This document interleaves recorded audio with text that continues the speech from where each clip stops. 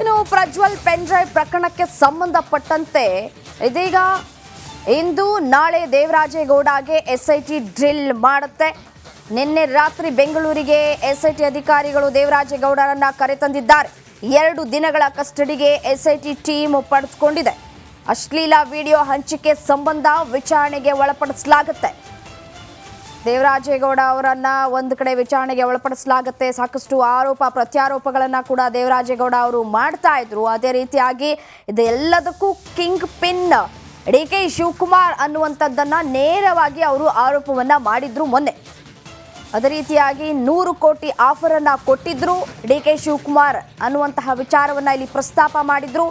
ಘಟಾನುಘಟಿ ನಾಯಕರ ಹೆಸರುಗಳನ್ನ ಕೂಡ ಅವರು ಪ್ರಸ್ತಾಪ ಮಾಡಿದ್ರು. ಇದೀಗ ಎಸ್ಐಟಿ ಅಧಿಕಾರಿಗಳು 2 ದಿನಗಳ ಕಾಲ ತಮ್ಮ ವಶಕ್ಕೆ ಪಡೆದುಕೊಂಡಿದ್ದಾರೆ. ವಿಚಾರಣೆಗೆ ಒಳಪಡಿಸುತ್ತಾರೆ.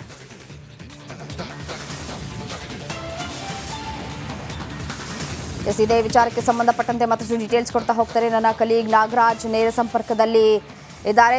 ಏನು ನಾಗರಾಜ್, ಇದೀಗ ಪ್ರಜ್ವಲ್ ಪೆನ್ ಡ್ರೈವ್ ಪ್ರಕರಣಕ್ಕೆ ಸಂಬಂಧಪಟ್ಟಂತೆ ಒಂದು ಕಡೆ ಲುಕೌಟ್ ನೋಟಿಸ್ ಅನ್ನ ಜಾರಿ ಮಾಡಲಾಗಿತ್ತು. ಅದಕ್ಕೂ ಕೂಡ ತಲೆ ಕೆಡಿಸ್ಕೊಂಡಿರಲಿಲ್ಲ.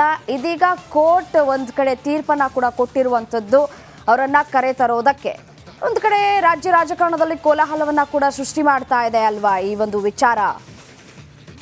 ಖಂಡಿತ ರಮ್ಯಾ, ಏನು ಈ ಒಂದು ಹಾಸನ ಅಶ್ಲೀಲ ವಿಡಿಯೋಗಳ ಪ್ರಕರಣಕ್ಕೆ ಸಂಬಂಧಿಸಿದಂತೆ ಈಗ ಜನಪ್ರತಿನಿಧಿಗಳ ನ್ಯಾಯಾಲಯ ಪ್ರಜ್ವಲ್ ರೇವಣ್ಣ ವಿರುದ್ಧ ಅರೆಸ್ಟ್ ವಾರೆಂಟನ್ನು ಜಾರಿ ಮಾಡಿರ್ತಕ್ಕಂಥದ್ದು. ಈಗಾಗಲೇ ಅವ್ರ ವಿರುದ್ಧ ಒಂದು ಕಡೆ ಲುಕೌಟ್ ನೋಟಿಸ್ ಜಾರಿಯಲ್ಲಿದೆ, ಜೊತೆಗೆ ಬ್ಲೂ ಕಾರ್ನರ್ ನೋಟಿಸ್ ಕೂಡ ಇಂಟರ್ಪೋಲ್ನಿಂದ ಜಾರಿಯಲ್ಲಿದೆ. ಇದಿರುವಾಗ ಅವ್ರಿಗೆ ಅರೆಸ್ಟ್ ವಾರೆಂಟನ್ನು SIT ಅಧಿಕಾರಿಗಳು ನಿನ್ನೆ 42ನೇ ACMM ಜನಪ್ರತಿನಿಧಿಗಳ ನ್ಯಾಯಾಲಯ ಏನಿದೆ ಅಲ್ಲಿ ಮನವಿ ಮಾಡಿ ಪಡೆದುಕೊಂಡಿರ್ತಕ್ಕಂಥದ್ದು. ನಡಿ ಈಗ ಶುರು ಮಾಡೋಣ. ಕೇಸರಿಯಿಂದ ಮನೋಲ್ಲಾಸ ಮನಸ್ಸು ಮತ್ತೇರಿ ಕುಣಿದಾಡಿದೆ ನೋಡು, ಮನಸ್ಸು ಮತ್ತೇರಿ ಕುಣಿದಾಡಿದೆ ನೋಡು.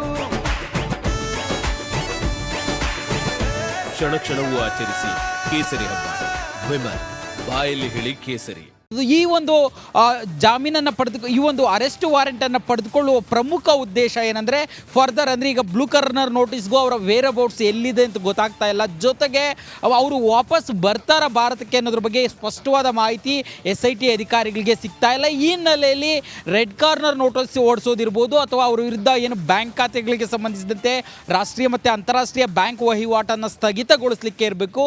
ಇವುಗಳಿಗೆ ಫರ್ದರ್ ಪ್ರೊಸೀಡಿಂಗ್ಸ್ ಮುಂದಾಗಬೇಕಾದ್ರೆ SIT ಅಧಿಕಾರಿಗಳಿಗೆ ಈ ಒಂದು ಅರೆಸ್ಟ್ ವಾರೆಂಟ್ ಅತ್ಯವಶ್ಯಕವಾಗಿ ಬೇಕಾಗಿತ್ತು. ಈ ಹಿನ್ನೆಲೆಯಲ್ಲಿ ನಿನ್ನೆ ಈ ವಿಚಾರವನ್ನು ಏನು ನ್ಯಾಯಾಲಯದ ಗಮನಕ್ಕೆ ತಂದು ಅದನ್ನು ಪಡೆದುಕೊಳ್ಳುವಲ್ಲಿ ಯಶಸ್ವಿಯಾಗಿರ್ತಕ್ಕಂಥದ್ದು ಒಂದು ಬೆಳವಣಿಗೆ. ಆದರೆ ಇನ್ನು ಈ ವಿಡಿಯೋಗಳನ್ನು ಹಂಚಿಕೆ ಮಾಡಿದ ಪ್ರಕರಣಕ್ಕೆ ಸಂಬಂಧಿಸಿದಂತೆ 2 ದಿನಗಳ ಕಾಲ ದೇವರಾಜೇಗೌಡರನ್ನ ವಶಕ್ಕೆ ಪಡೆದಿರತಕ್ಕಂಥ SIT ಅಧಿಕಾರಿಗಳು ಆ ಒಂದು ವಿಚಾರವಾಗಿ ಇವತ್ತು ತನಿಖೆಯನ್ನು ಮಾಡುವಂಥದ್ದು. ಜೊತೆಗೆ ಏನವರು ಮೊನ್ನೆ ಒಂದು ಹಾಸನ ಕೋರ್ಟ್ ಬಳಿಯಲ್ಲಿ ಒಂದು ಸ್ಫೋಟಕ ಹೇಳಿಕೆಯನ್ನು ನೀಡಿದರು. DCM ಡಿ.ಕೆ. ಶಿವಕುಮಾರ್ ಈ ಒಂದು ಪೆನ್ ಡ್ರೈವ್ ಹಂಚಿಕೆ ಇಂದಿನ ಸೂತ್ರಧಾರ ಅಂತೇಳಿ 100 ಕೋಟಿ ಆಫರ್ ಮಾಡಿದ್ರು ಅಂತೇಳಿ ಒಂದು ಇದನ್ನು ಕೇಳಿದರು. ಅದಕ್ಕೆ ಸಂಬಂಧಿಸಿದಂತೆ ಯಾವುದಾದ್ರೂ ದಾಖಲೆಗಳು ಅವರ ಬಳಿ ಇದಾವ, ಈ ಎಲ್ಲ ವಿಚಾರಗಳಿಗೆ ಸಂಬಂಧಿಸಿದಂತೆ ನಾಳೆವರೆಗೂ ಅವರಿಗೆ SIT ಗ್ರಿಲ್ ಆಗುವಂಥದ್ದು. ಒಟ್ಟಾರೆಯಾಗಿ ಈ ಒಂದು ಏನು ಹಾಸನ ಅಶ್ಲೀಲ ವಿಡಿಯೋಗಳ ಪ್ರಕರಣದಲ್ಲಿ ಒಂದು ಕಡೆ SIT ತನಿಖೆ ದಿನದಿಂದ ದಿನಕ್ಕೆ ಚುರುಕುಗೊಳ್ತಾ ಇದ್ರೆ, ಮತ್ತೊಂದು ಕಡೆ ದೇವರಾಜೇಗೌಡ ವಿಚಾರಣೆ ಕೂಡ ಚುರುಕುಗೊಂಡಿರುವಂಥದ್ದು. ರಮ್ಯಾ, ರೈಟ್, ಧನ್ಯವಾದ ತಮ್ಮೆಲ್ಲ ಮಾಹಿತಿಗಾಗಿ.